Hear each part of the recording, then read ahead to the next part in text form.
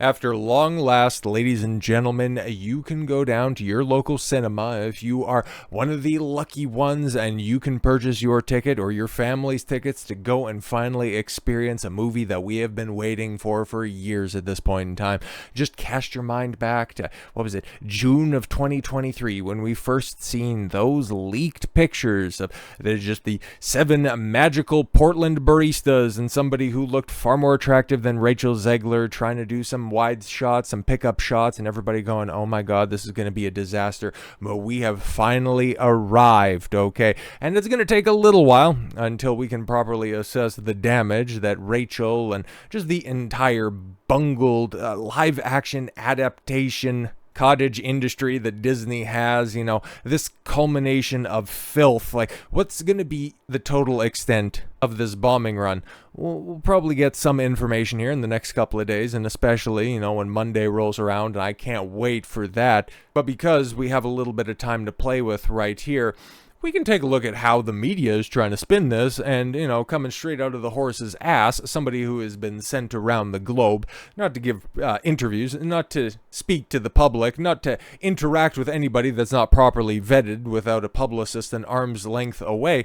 But Rachel Zegler fires back at Snow White fan criticism on social media. Yeah, because you can take the idiot off of social media, but you can't take the social media out of the idiot. Touts her role in major box office flop. Yes, West Side Story to prove her point. Why would you? Oh my god, that was, it was so funny, right? Because I don't think I was doing, I'm pretty sure I was making content at that time, but I wasn't doing any entertainment stuff because that was at the tail end of 2021. Yeah, I would have been very much immersed in politics stuff. But I was still very well aware of what was going on. But as West Side Story was, on its tragic bombing run, there was an idea getting put out by the shill media that, hey man, maybe theaters just aren't going to be able to come back from our very dangerous and very nasty pandemic, okay? Our government response, the people trying to stay safe, maybe they're not just going to be able to come back to the theaters. And then what opened the week after that? All right, the $1 billion hit that was Spider-Man No Way Home. So funny. It's funny how she always has excuses for her failures. And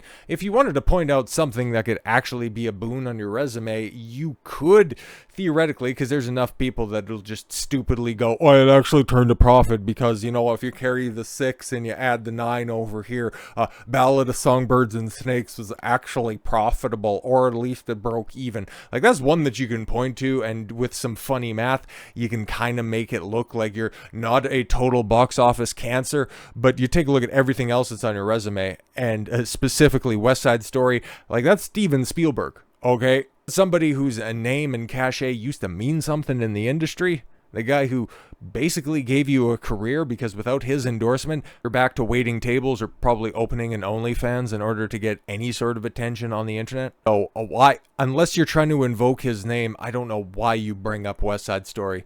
Rachel Zegler has finally broken her silence, but not about the massive controversy surrounding Snow White. Instead, Zegler chose to fire back at social media user who questioned her vocal abilities.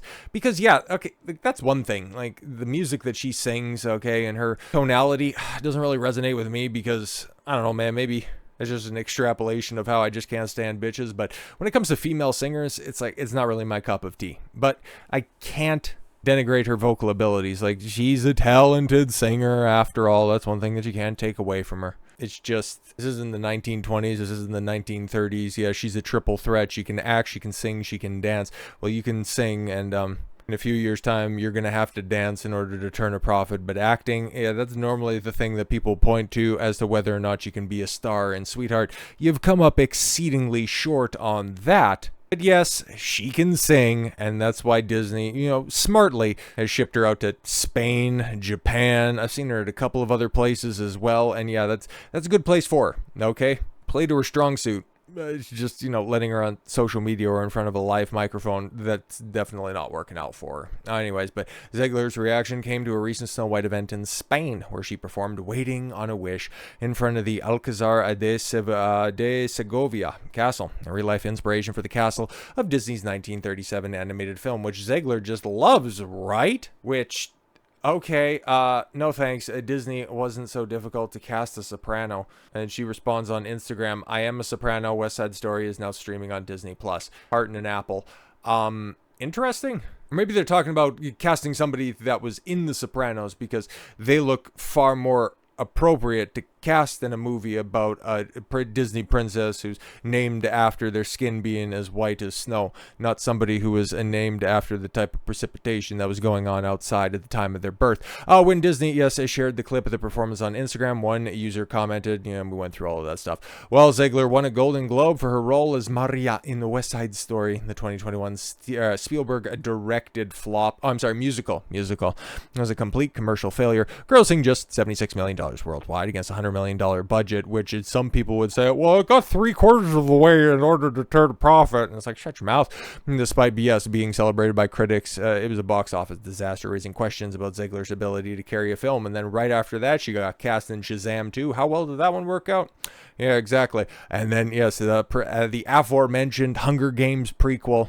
And this film is so funny, right? Because Disney trotted out their Black Little Mermaid and their Latina Snow White. And they thought, why, what's the problem? We're doing everything that all you freaks like, right? Like, where'd you go? Why didn't you support Little Mermaid? And why aren't you doing that with Snow White? But this marks one of the first times Zegler has directly engaged with criticism in months. And yeah, that is reasonably tamed, mostly because, well, she's kind of relying on the media to carry her water for her, because the legacy media rushes to rebrand Rachel Zegler as she fawns over original Snow White voice actress.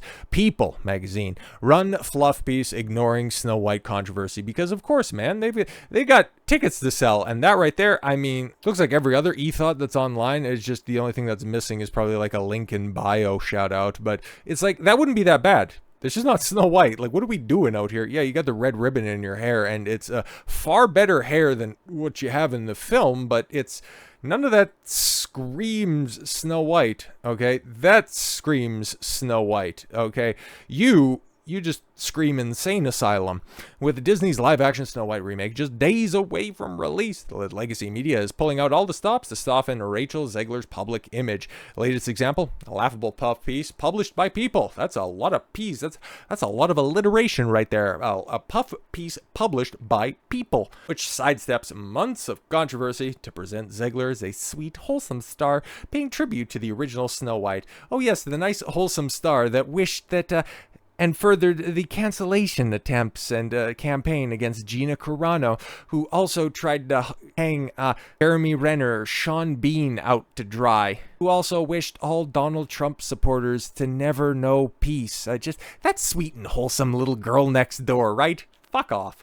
On March 16th, People ran a glowing article focused on the Instagram post by Rachel Zegler. Holy shit, man. Like, okay, just taking you, just a peek behind the curtain of how I do my content. Like, I see a lot of people that are out there and they make videos specifically on like Reddit posts or a singular Twitter post. And it's like, I always find that to be just very shallow. When you take a look at People magazine, a once lauded and appreciated and a once venerated outlet, they're doing an entire glazing article about one Instagram post that was probably assembled by Rachel's PR team and not her. But yes, she dressed in homage to Adriana Caselotti, the voice of the original 1937 Snow White. Which, yeah, okay, yeah, that person back in the other Instagram post, maybe they were asking for somebody that was on The Sopranos. Okay, Zegler, yes, captioned her post, just had to pay homage to the original Snow White because that's what they told me I had to do. Miss Adriana Caselotti, to whom I owe everything. Oh, fuck off, you disingenuous cow. The piece breathlessly covers her retro look, curated photos, and even includes a photo of Zegler posing in a scaled-back premiere, conveniently missing any mention of her past divisive remarks about Caselotti's film, her political grandstanding during the movie's promotion, and the broader backlash Disney has faced since casting her. Yeah, exactly. Ignoring the elephant in the room. Well, here's the thing. Like, for as much as the media can go ahead and, she said that like 2 years ago. Why are you guys in such a big huff? Okay, the cartoon was made in 1937. It's very, very evidently so. There's a big focus on a love story with a guy who literally stalks her. Weird. So we didn't do that this time. It's not a traditional love story. And if my co-star gets all of his scenes cut, it doesn't matter. That's Hollywood. She's a trash person through every avenue and through every vector you can view her through. Like, she's just shit through and through. Here's the thing, okay, for a while, it was pretty much just centered to the people that were in the know. The people who followed this type of stuff, they would be able to properly articulate as to why Rachel Zegler was going to be box office poison. But in recent months, and especially after those first few cringy trailers started to come out, this broke through to the general public. The normies have started to catch on to this whole, Snow White thing is not really working out anymore. They're already tired of these live action remakes, but they'll probably come back around for the Lilo and Stitch one. But what happens after that? Like, you got Moana, but if you really start to dig back in the past, that's an entirely different topic, but we'll see what kind of lessons that Disney learns towards the end of the year when it comes to the Lilo and Stitch, and comparing and contrasting that with Snow White, because we know that the show media, they're going to lap all of this stuff up and run with whatever Disney tells them to.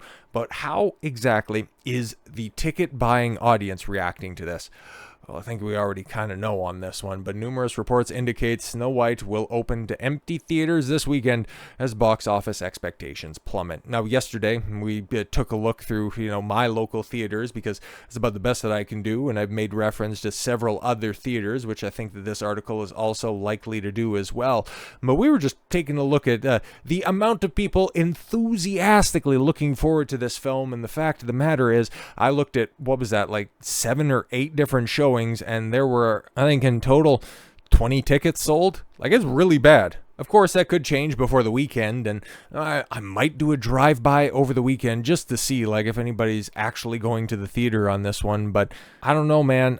Those late showings, the fact that there's no tickets moved on that doesn't really surprise me. But the ones that are right there in prime time, just after and just before dinner, it paints a very grisly picture. So yeah, the fact that we're going to be seeing some more empty theaters, it's not shocking at all whatsoever.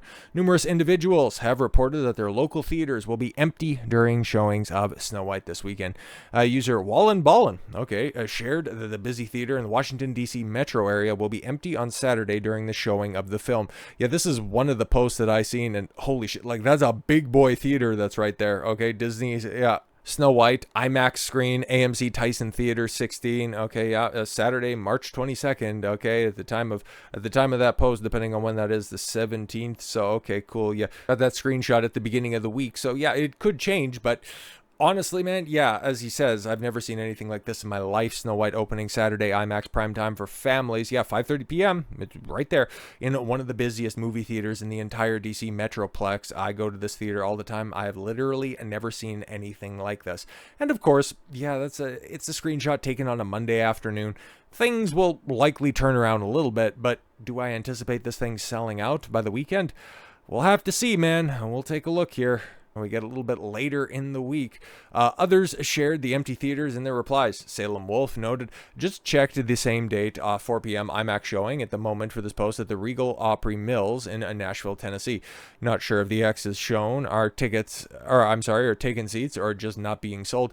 If they were sold, why would people want the far corners and not in the center? Where, yeah, I think that those are probably out of commission seats or something like that, but even still, okay, if you give them that, that's what, 9 tickets sold? That's pretty ass, but I don't even think that that's the case. And that was on the 17th. Okay, so that's a Monday right there, obviously, right? And then the 6:30 showing on Saturday, March 22nd at Disney Springs. So home field advantage is also reportedly going to be mostly empty according to Crust C. Okay, in comparison, yeah, 6:30 Disney Springs Saturday as well. All the blue are open seats, and that's in that's in the dine-in premium screenings. Ooh, that's 4 couples? That's not good, man. That's really not good. AMC Burbank. Okay, yeah, so in Hollywood, okay, Saturday at 7:30. And yeah, you got 1, 2, 3. So you got family of 6, 2, 3 couples. So you got 10, you got 11 tickets sold. 11 tickets sold as of Monday. That's fantastic. And then you got what? Chrissy Mayer. Okay, so out there in New York, right? Okay, and she's always talking about what, the Alamo Draft House or some shit like that. So taking a look at what we got right here, and whew, no tickets sold. All right then. Ex-user Mexican Iron Man noted that his local theater in South Carolina has empty theaters for multiple showings on Thursday. Oh, okay, so that's for all of the previews. That's right there. And yeah, he just posted that on Tuesday. So that's That's a similar conundrum, we seen yesterday in my neck of the woods, which is, like I stated then, it's a unique situation where I've got access to 100,000 people. It's the only theater in this region, and it's a good cross-section of people, of just general audiences, okay, of just the normiest of normie people, and they aren't plugged into this at all whatsoever. And it seems to be like, okay, yeah, New York, okay, right there in New York, a big theater right there, nobody's bought a goddamn ticket. But the examples are numerous, and yeah, the only thing that we can point to with Rachel Zegler and that screenshot right there is taking a look at anybody that's actually anticipating going to this film in good faith and not just to laugh at it. So with all that said, thank you all very much for the gift of your time. I've been Don Consuelo. I want you to follow your gut and get after it. Take care, everyone.